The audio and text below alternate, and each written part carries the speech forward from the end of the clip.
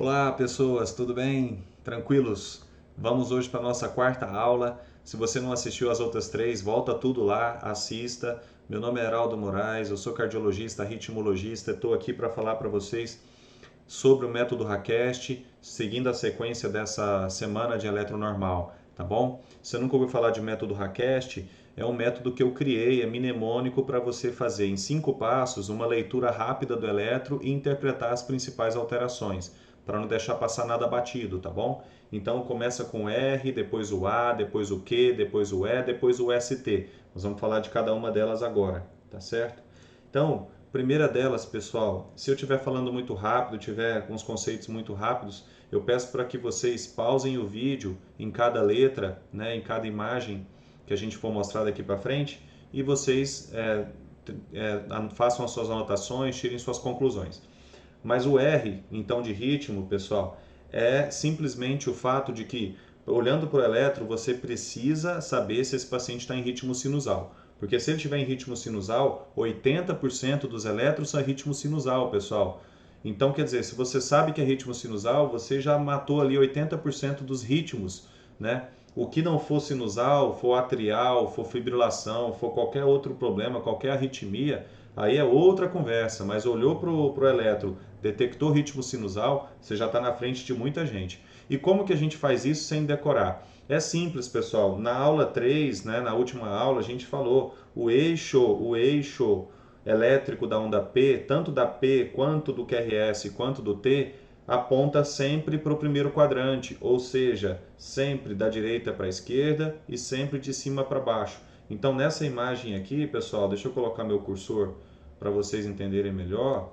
Ó, nessa imagem, até vou pôr de caneta aqui para ficar melhor. Então, nessa imagem, ó, é isso aqui que importa, ó. É isso aqui, é o eixo estar positivo nas derivações que enxergam o primeiro quadrante. Então, quais derivações que enxergam positividade no primeiro quadrante?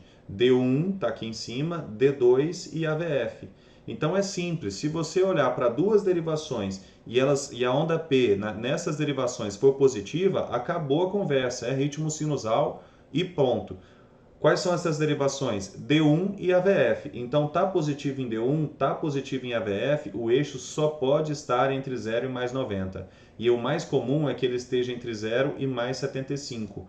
Então, tá positivo em D1, tá positivo em AVF, acabou a conversa. Tem esse negócio de olhar para AVR, conferir em D2, nada disso, pessoal. Olhou, tá positivo em D1, tá positivo em AVF, acabou a conversa, pode passar para frente que o ritmo é sinusal. Então, lembrem-se, onda P positiva em D1, onda P positiva em AVF. Se tiver negativo em D1 e AVF, com certeza não é ritmo sinusal, tem alguma alteração que precisa ser investigada, precisa ver que provavelmente não é um ritmo sinusal, é um ritmo atrial, é um ritmo atrial ectópico, ou pode ser uma extrasístole, pode ser qualquer coisa, pode ser um ataque atrial, mas não é ritmo sinusal, tá certo?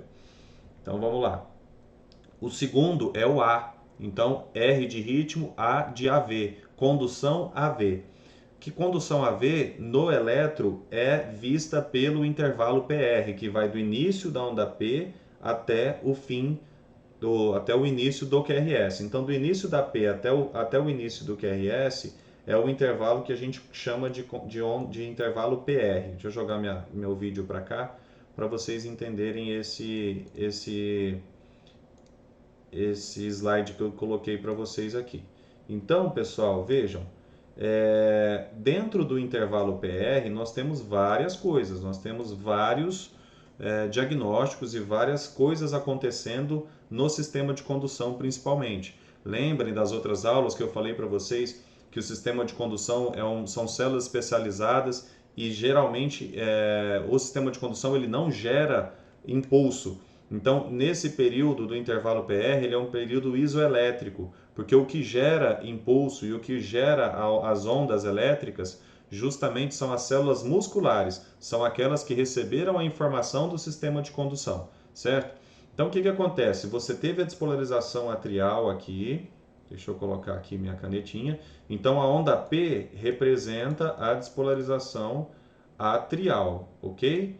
E você tem um período aqui, ó, em que o impulso está correndo, está percorrendo ali o sistema de condução, porém não está despolarizando nenhuma célula muscular, que é justamente quando o impulso está confinado aqui ao feixe de His, aos ramos, às fibras de Purkinje, mas ainda não tem uma massa de ventrículo despolarizado suficiente para gerar o QRS. Então, nesse período, você ainda tem o que a gente chama de intervalo PR, tá? Que vai aqui do início da P até o início do QRS. A esse intervalo de tempo aqui, ó, que a gente chama de condução AV. Essa condução AV, desculpa aqui, pessoal, eu poderia fazer um traço reto aqui, mas a ideia aqui é ser mais rápido com vocês, então a isso a gente chama de intervalo PR. E o que esse intervalo PR ele precisa estar? Ele precisa estar não tão longo, né, uma duração muito longa e nem muito curto. Qual que é a duração normal então? É de 3 a 5 quadradinhos. Se cada quadradinho tem 40 milissegundos, então ele vai de 120 a 200 milissegundos, ou um quadradão. Então ele sempre tem que estar entre 3 quadradinhos e um quadradão, certo? Se esse intervalo tiver mais do que um quadradão no eletro, não é condução AV normal. Esse paciente ele tem um bloqueio AV de primeiro grau, pelo menos, certo? Se for muito curtinho, o intervalo PR no adulto tiver menos do que 3 quadradinhos, esse paciente tem um intervalo PR curto, então também não é normal. O que é o normal? 3 quadradinhos a 5 quadradinhos, ou 3 quadradinhos e ou 5 quadradinhos ou um quadradão, que é a mesma coisa, certo? Então, esse é o segundo, a letra A. A terceira letra é a letra Q de complexo QRS. O complexo QRS, pessoal, ele é um pouquinho mais difícil de entender, né? Principalmente para quem está começando, mas a definição da normalidade do complexo QRS, ela varia muito de derivação para derivação. Por isso que às vezes fica um pouco difícil de interpretar, né? Mas o que eu quero dizer para vocês é que é o seguinte: tanto no plano frontal quanto no plano horizontal, nós temos 12 olhos enxergando, né, o mesmo fenômeno ao mesmo tempo. Então, vocês lembram que a gente falou do eixo elétrico, né? Aqui não é o eixo elétrico do plano frontal, aqui é o eixo elétrico do plano horizontal. E aí, por isso, vejam que o resultante aqui, que é o vetor 3, que é vamos dizer, o mais importante, né? Ele vai gerar uma despolarização para trás, né? Ele às vezes ele é um pouco lateral, né, no 0 graus, mas ele às vezes é um pouco desviado até para trás aqui, ele é um pouco para trás. É por isso que as derivações do precordiais, elas enxergam uma onda R ficando cada vez mais positiva, né? Então vejam, começa uma Rzinha bem pequenininha aqui, ó, em V1. Essa onda R aqui em V2 ela é maior um pouco, em V3 maior um pouco, em V4 ela já está bem ampla, né? Em alguns pacientes V4 e V5 é onde a onda R é mais ampla, vejam aqui, e em V6 também ela é bem positiva. Por quê? Porque esse vetor 3 ele está apontando justamente para essas derivações que são do plano horizontal. Então você tem diferentes morfologias, mas o que é o mais importante? É você identificar em todos os elétrons que a onda R está progredindo nas precordiais. E aqui é bom entender também, pessoal, que você, dependendo de onde você olha, você encontra complexos QRS diferentes, tá? Você pode ter um complexo QRS que é só uma onda R pura. Por quê? Porque se você tem uma derivação que está enxergando o fenômeno de frente, você só está tendo ondas indo em direção àquela derivação. Então fica totalmente positivo. Da mesma forma, você pode ter um QS, que é um complexo QRS totalmente positivo. Por exemplo, quando o eixo elétrico está fugindo da derivação que está enxergando o fenômeno. Por exemplo, quando o elétron está, o eixo elétrico do paciente, lembrem que eu falei que está no primeiro quadrante, mas se ele tiver em mais 60, em D2 eu vou ter uma positividade de 100%. Eu vou ver D2 totalmente positivo. Por quê? Porque ele está apontando exatamente para 60 graus. Já o AVR, por exemplo, ele enxerga tudo negativo, lembra? Então, se eu tiver um eixo elétrico que aponta para mais 30, por exemplo, que é exatamente a negatividade do AVR, vai ter um QS, um padrão QS em AVR. Mas o mais comum da gente ver são padrões bifásicos ou trifásicos de QRS. Por exemplo, nesse caso aqui você tem um Rzinho S, né, que é bem comum em V1, né, V1, que a gente colocou aqui embaixo. E é muito comum também você ter um padrão Rzão S aqui, por exemplo, que é bem comum da gente ver em D2, por exemplo, tá? Então, para complementar esse conhecimento, pessoal, que eu sei que é um pouco mais difícil para quem está começando, existe um aplicativo do ECGpedia ou ECGpedia.org, que é um site que eu recomendo que vocês visitem, desfrutem do material deles, que é gratuito, e eles têm uma ferramenta bem bacana, que é o Hard Axis, que é um aplicativo pequenininho que você baixa, ó, e você pode brincar com o eixo elétrico aqui. Então vamos supor, quando eu coloco o eixo elétrico, como eu falei para vocês, apontando para D2, olha em D2 como é que vai estar, ó, vai estar praticamente totalmente positivo. Tá vendo aqui? E quando eu aponto para mais 30, olha, se eu colocar em 30, olha em AVR, ó, vai estar praticamente o eixo elétrico, o QRS, um QS puro. Tem um iniciozinho de R aqui, que é da despolarização septal, mas a resultante, ó, a principal, ela é toda negativa. E notem que no plano frontal, cada derivação que você olha, você tem um padrão de QRS diferente, confirmando aquilo que eu falei para vocês das várias morfologias que a gente tem, tanto no plano frontal quanto no plano horizontal. E lembrar sempre, pessoal, para ver QRS, você tem que ter esse crescimento na amplitude da onda R nas precordiais, desde V1 até V6. Pode ser que em alguns casos em V6 a onda R seja um pouquinho menor que V5, mas a maioria dos pacientes você tem um contínuo de crescimento. Perfeito? A próxima letra é a letra E, de eixo, né? Na letra E de eixo, pessoal, aqui a figura não ficou tão bacana, mas é aquela mesma figura que a gente mostrou do QRS, aqui no plano horizontal, né? E aqui, ó, no plano frontal.